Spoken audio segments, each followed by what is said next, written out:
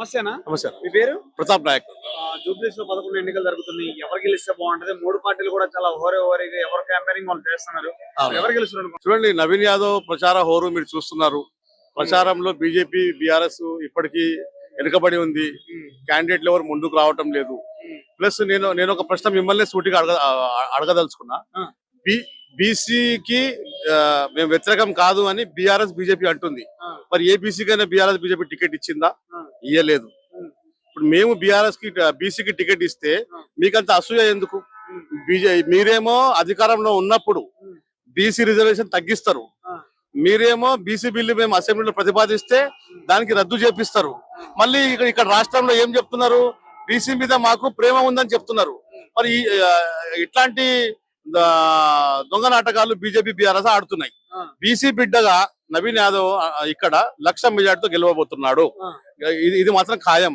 ఇక్కడ బీసీ క్యాండిడేట్లే లేరు. వాళ్ళకి మేము బీసీకి సపోర్ట్ అని చెప్తున్నాడు కేటీఆర్. ఎట్లా సపోర్టు? మరి నువ్వు ఒక బీసీ వ్యక్తికి, సామాజిక వర్గానికి చెందిన వ్యక్తికి నువ్వు టికెట్ ఇవ్వాల్సింది. మీ నాయనకున్నంత నాయకత్వం నీకు లేదు.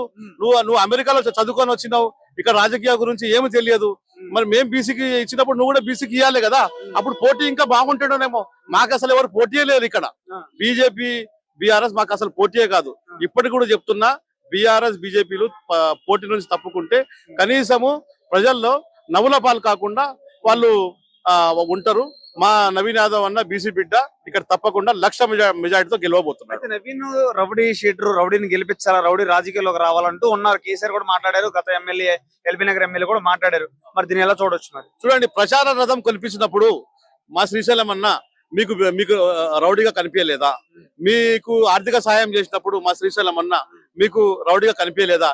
ఈ రోజు వాళ్ళ అబ్బాయి ఎమ్మెల్యేగా పోటీ చేస్తున్నప్పుడు మీరు రౌడీ అని మీకు ఎలా అనిపిస్తుంది? ఇది హాస్యాస్పదం కాదా? మీరు ప్రచార రథం కొన్నప్పుడు మరి మీకు రౌడీ ఏం అనిపించలేదా?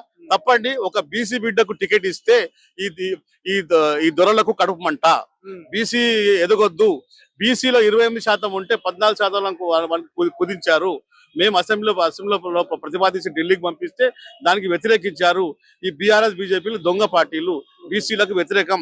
నేను జూబ్లీస్ ప్రజలకు ఒకటే విజ్ఞప్తి చేస్తున్నా, నిజంగా రౌడీజం గురించి మాట్లాడాల్సి వస్తే గతంలో మాగంటి ఎంతో మంది నాయకులను, కార్యకర్తలను గతంలో ఆయన కొట్టడం జరిగింది.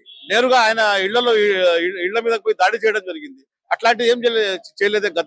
గత 10 ఏళ్లుగా మా నవీన్ యాదవ్ ప్రజల్లో ఉన్నాడు. ఓడినా గెలిచినా ప్రజల్లో ఉన్నాడు. ఆయన లీడర్ గా దీనికి ఇదే సాక్ష్యం.